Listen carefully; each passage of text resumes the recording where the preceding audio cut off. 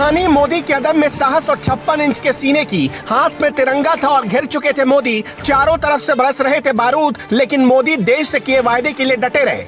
न राहुल की यात्रा की तरह एसी बसें होती थी और न ही महंगी टी शर्ट पहनते थे मोदी। 2 जोड़ी कपड़े लेकर निकले। 31 साल पहले कन्याकुमारी से कश्मीर तक नाप दी थी मोदी ने। कांग्रेस राज में मोदी के साथ 31 साल पहले जो हुआ वो आज मोदी राज में राहुल के साथ नहीं हुआ।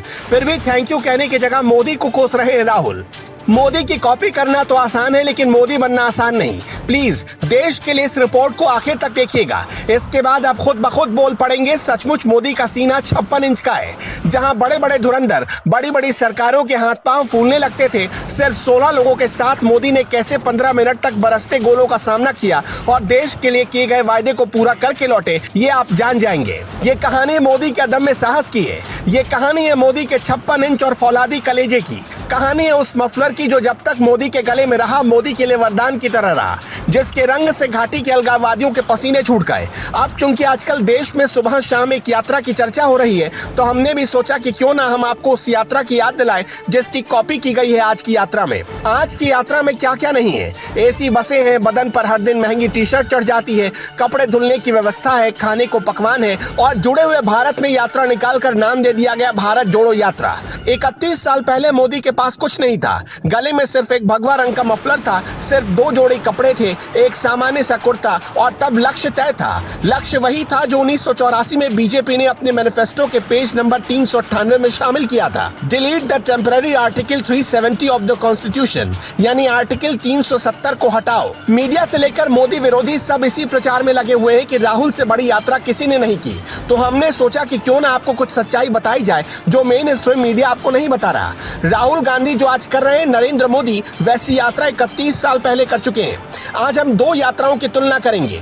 एक यात्रा जो 1991 में कन्याकुमारी से लेकर कश्मीर तक की गई और एक यात्रा जो आज कन्याकुमारी से कश्मीर तक की जा रही है। एक यात्रा जिसमें हजारों संघर्षों की दास्तां है। कश्मीर को अलगाववादियों से आजाद कराने का संघर्ष है। तब ना तो यात्रा के लिए आलिशान बसें होती थी, ना ही कपड़े धुलने के लिए दिए जाते थे, ना ही वक्त पर खाना मिलता था और तो छोड़िए सोने के लिए बिस्तर तक नहीं मिलता था। कई बार मोदी इसी मफलर को बिछाकर सो जाते थे। लेकिन आज राहुल गांधी की यात्रा में खाने, सोने और कपड़े धोने जैसी तमाम सुख सुविधाएं मौजूद हैं। सोने के लिए एसी बस है, जिसमें एसी नहीं वहां कूलर है। लेकिन मोदी की उस यात्रा में इतने सुख सुविधाएं मौजूद नहीं थी। मोदी की उस यात्रा का मकसद था देश की एकता बनाए रखना और मकसद था कश्मीर को भारत से कोई छीन न पाए। लेकिन आज की यात्रा का मकसद है मोदी सरकार को हटाना ताकि राहुल गांधी दिल्ली की कुर्सी पर बैठ सके। यानी 1991 की यात्रा देश के लिए और आज की यात्रा सत्ता के लिए।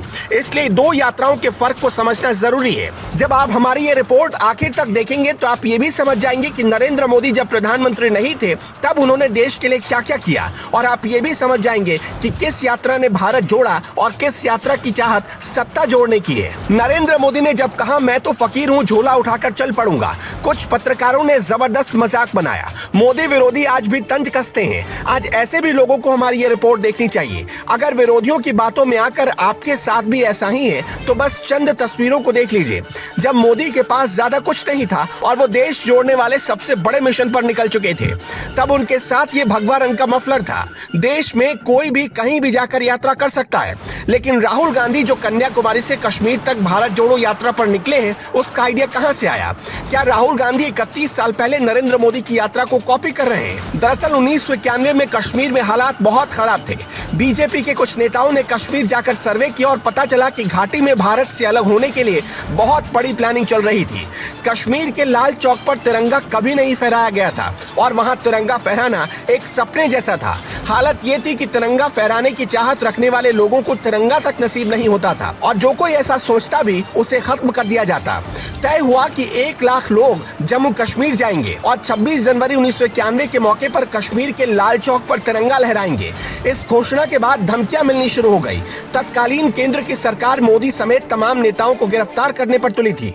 चूंकि ये यात्रा कश्मीर को भारत का अभिन्न अंग बनाने की थी और आर्टिकल 370 हटाने के लिए थी, इसलिए देश के दूसरे राज्यों से अपार जन समर्थन मिला, जिससे केंद्र की सरकार घबरा गई और यात्रा पर जा रहे लोगों को गिरफ्तार करने की प्लानिंग करने लगी। लेकिन सहानुभूति मोदी के साथ थी, इसलिए वो ऐसा नहीं कर पाई। ये मान लीजिए कि उस वक्त जम्मू कश्मीर से जिंदा लौटना ही सबसे बड़ी उपलब्धि मानी जाती थी। इसलिए तय किया गया कि किसी की जान को जोखिम में नहीं डाला जाएगा और सिर्फ 500 लोग ही जाएंगे। इतनी बड़ी यात्रा की व्यवस्था का जिम्मा नरेंद्र मोदी के कंधों पर था। यात्रा लंबी थी, अलग अलग राज्यों के अलग अलग प्रभारी तय किए गए और उनका कोऑर्डिनेशन नरेंद्र मोदी देखते थे। यात्रा निरंतर चलती रहे, लोगों और गाड़ियों का प्रवाह बना रहे, सब कुछ समय पर हो जाए, ये सारा काम नरेंद्र मोदी ने बहुत ही कुशलता के साथ पूरा किया और जहां जरूरत पड़ी वहां भीड़ में उत्साह बढ़ाने के लिए अपना भाषण भी दिया। मोदी के तेवर और इस यात्रा से घाटी में अलगाववादियों ने लाल चौक पर पोस्टर लगा दिया और उस पोस्टर में लिखा, जिसने अपनी मां का दूध पिया है वो लाल चौक पर आए और तिरंगा फहराए, अगर जिंदा वापस जाएगा तो हम उसके नाम लेंगे। मोदी के साथ करीब 300 लोग कश्मीर पहुंच चुके थे। 26 जनवरी 1991 की तारीख आने में सिर्फ 2 रातों का फासला था, लेकिन जम्मू कश्मीर के तत्कालीन राज्यपाल ने सबसे बड़ा अड़ंगा डाल दिया। मोदी का रास्ता रोक दिया गया और कहा गया आगे खतरा है, इसलिए आर्मी की इजाजत लेनी पड़ेगी।